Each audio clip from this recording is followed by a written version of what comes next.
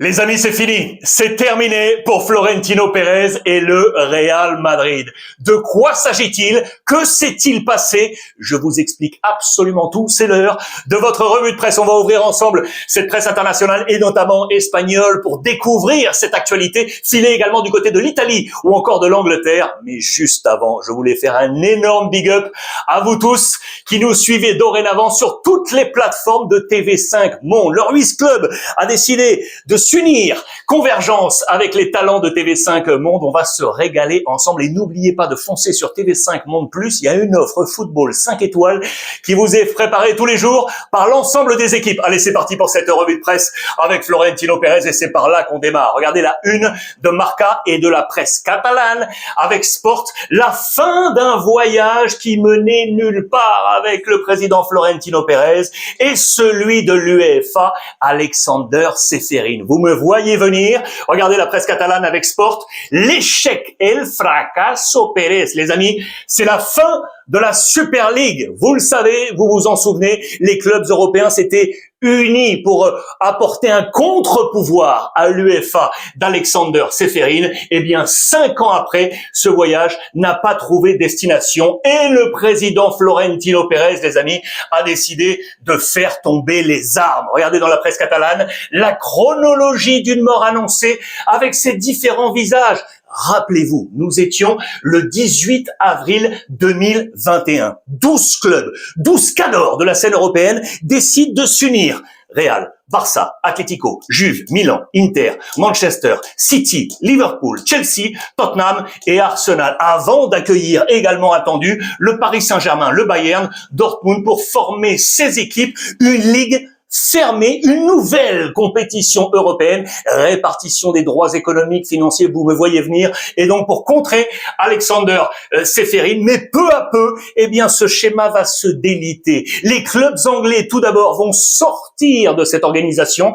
À la fin, ils ne seront que deux, le Real et le Barça. Il y a quelques jours, le président Laporta, celui qui était encore président, a décidé de tomber, de baisser les armes lui aussi. Et du coup, le président Florentino Pérez, regardez, hier après-midi, à 15h01, on nous parle de discussion avec l'UEFA et l'EFC, l'Union des gros clubs européens, vous le savez, menée par le président Nasser El Khelaifi, président également du Paris Saint-Germain, déclaration de ce dernier, nous allons tous sortir vainqueurs, gagnants de cela. Il a souligné le talent de Florentino Pérez, qui pour lui est un grand précurseur, vous voyez, du football européen. Aussitôt dit, aussitôt fait, Laporta a demandé à rejoindre l'EFC de Nasser El Khelaifi. C'est la fin d'une grosse histoire, les amis. On y reviendra dans les prochains jours. J'attends vos commentaires sur la fin, la mort de cette Super League. Restez bien jusqu'au terme de cette édition. Il y a un petit dessin sympa à découvrir. En attendant, le Barça, les amis, joue ce soir avec un arôme de finale. Regardez.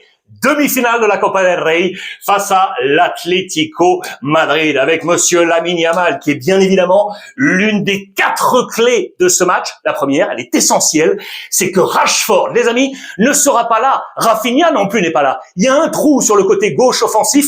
On va voir ce que va faire Hansi Flick. Lamine Yamal, bien évidemment, lui sera là. 5 matchs consécutifs où il marque. Ferran Torres, il a marqué dans toutes les compétitions avec le Barça. Il est le meilleur buteur du FC Barcelone. Hansi Flick sur les 2 derniers matchs l'a dosé pour le garder en pleine forme. Il sera attendu. Et puis en face, le Français, monsieur Antoine Griezmann. La Copa del Rey, c'est sa compétition. Il sera là. Et attention, peut-être dans un nouveau poste. On va le découvrir sur la composition d'équipe. Pourquoi? Parce que Barrios n'est pas là. Voilà pourquoi Antoine Griezmann pourrait jouer ici, les amis. Cet Atlético Madrid, super renforcé, vous le savez, avec notamment Lookman, l'ancien de l'Atalanta. Regardez, ça a de la gueule. Les absents, Cardoso et donc Barrios, Julián Álvarez, Giuliano Simeone, le fils del Cholo, Mendoza, Coque, Ruggeri, Anco, Pubi, Llorente et Musso. En face, le Barça est ici, Gavi, Christensen, Pedri, Rafinha et Rashford. Alors,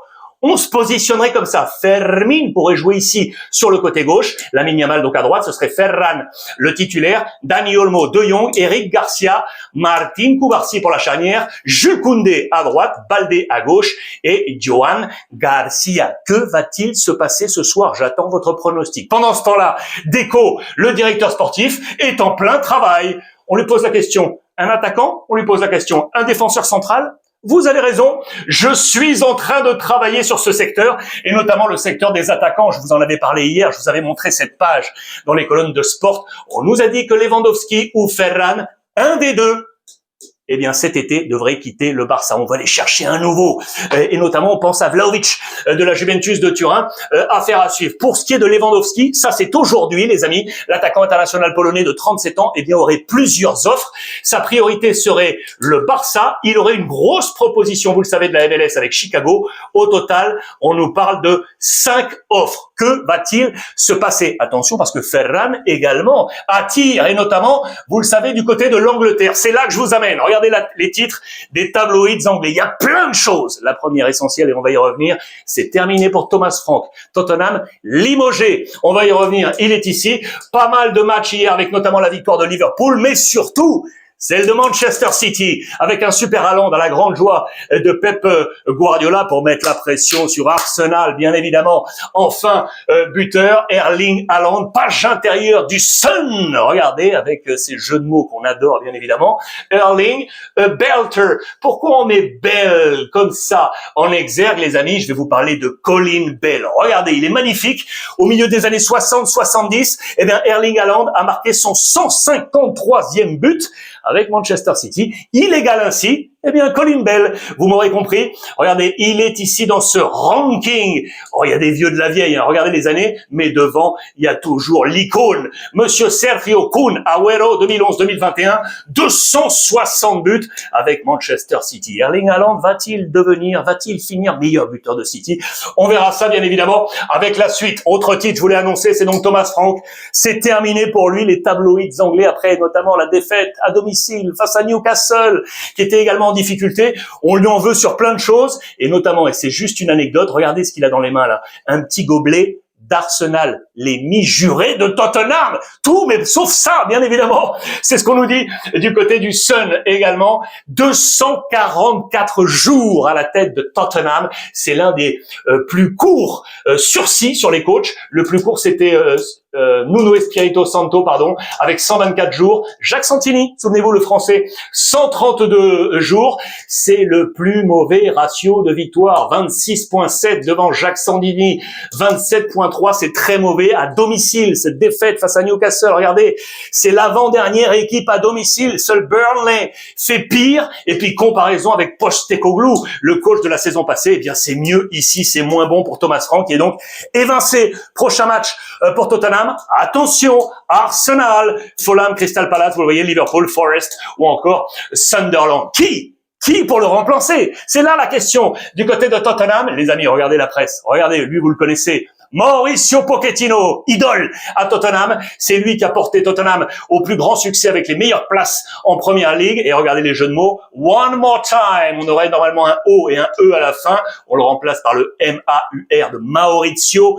Une fois de plus. Il est actuellement en poste, je vous le rappelle. Je vous le rappelle, du côté des États-Unis, sélectionneur, la Coupe du Monde arrive, mais après cette Coupe du Monde, eh bien, on pourrait le rapatrier. Attention, il n'est pas le seul candidat possible. Regardez, ils sont en tout 5 avec Pochettino, Andoni Iraola, Bournemouth, Oliver Glasner, Roberto De Zerbi, l'ancien de Brighton, l'ancien de l'Olympique de Marseille, qui vient de quitter son poste, vous le savez, en accord avec l'OM. Il pourrait être impossible à Tottenham, où on parle de Xavi, l'ancien du Barça. Lequel des 5, selon vous, a le profil idoine pour succéder du côté de Tottenham? Attention, parce qu'il n'est pas le seul entraîneur visé. C'est tombé ce matin. Regardez ça. Ce matin, 7h55, heure française, Sean Dyche viré de Nottingham Forest, les amis. Nottingham est ici, juste sur la ligne de flottaison. Eh bien, c'est terminé à l'heure à laquelle j'enregistre cette vidéo. Regardez, on parle notamment comme possible successeur de Vitor Pereira. Peut-être que vous avez de l'information, vous m'en faites part bien évidemment en commentaire sur l'ensemble des réseaux de TV5. Je vous emmène maintenant avec Arsenal parce qu'on est en tête du classement, on remonte. La bataille du coup avec Manchester City qui s'est imposée, la pression est là.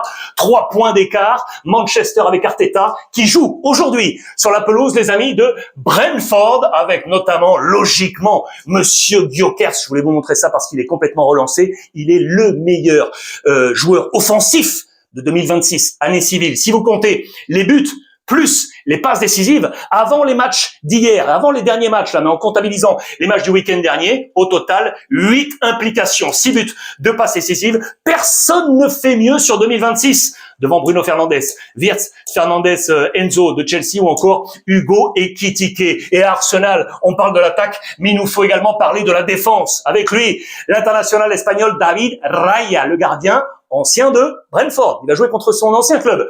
Ce soir, pourquoi je vous le montre également? Car depuis qu'il est arrivé à Arsenal, c'était saison 2023-2024, il est arrivé en prêt tout d'abord de Brentford, ensuite acheté. Personne ne fait mieux que lui en nombre de clean sheets. 42 clean sheets, les amis, c'est mieux que Pickford, Henderson ou de Alisson. Ce soir, un super David Raya attendu en faveur de Arsenal. Une dernière nouvelle du côté de l'Angleterre, elle est un peu moins bonne, les amis. Regardez ça, on parle de honte avec un visage, Sir Jim Ratcliffe, l'un des propriétaires, vous le savez, de Manchester United, également de l'OGC Nice. Regardez ça, attention, on parle de scandale de racisme. Il a comparé tout simplement la situation actuelle du Royaume-Uni à celle de son club, estimant nécessaire de prendre des mesures impopulaires pour remettre le pays sur les rails. Il a tout simplement, vous le voyez ici, annoncé que le Royaume-Uni a été colonisé par les immigrants. On parle de scandale raciste. Vous l'aurez bien compris. Prenons ça avec des pincettes. Allons chercher un complément d'information ensemble sur les différentes toiles et on partage ça en commentaire, bien évidemment. On va en Italie rapidement pour vous dire que là, samedi, c'est le super derby entre l'Inter et la Juve.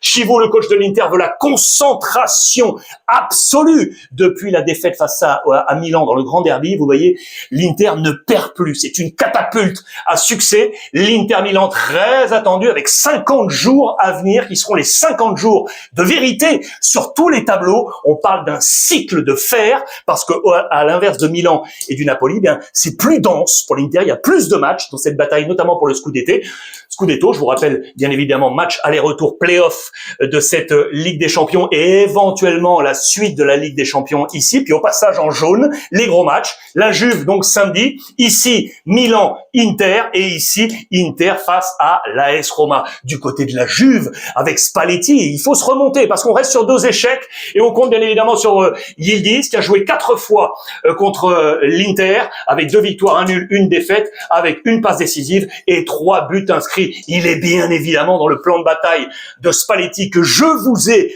grossi. Regardez le plan notamment offensif. Concessant McKennie, Yildiz, Jonathan David. Autre possibilité ici que vous voyez, on pense à Jérémy Boga qui peut également s'intégrer. Et puis on aura le super Bremer derrière pour faire face à l'une des meilleures attaques européennes, en tout cas la meilleure d'Italie, celle avec Lautaro Martinez de l'Inter. Comme promis, voilà pour terminer le petit dessin croquis humoristique. J'accroche ce sourire avec donc la fin de la Super League, les amis. Regardez, croquis de cap dans les colonnes de Mundo Deportivo. Vous reconnaîtrez Alexander Seferin de l'UEFA, le patron qui sabre le champagne et donc la tombe. On met un terme à la Super League avec Florentino Pérez qui a baissé pavillon. Voilà les amis pour cette revue de presse internationale. Dites-moi ce que vous en pensez et surtout vous les copains de TV5, c'était une grande première. Échangeons ensemble. À la fois, vous suivez bien évidemment tous les comptes officiels de TV5 et puis vous restez avec moi sur les miens pour qu'on échange. On mélange tout ça et on offre une bonne mayonnaise. On se retrouve comme ça tous les jours, 16h, heure française, 10h à Québec, 15h au Sénégal ou encore 22h, je vous l'ai dit, au Cambodge. Merci à vous tous, merci de votre fidélité et comme d'habitude, profitez des vôtres.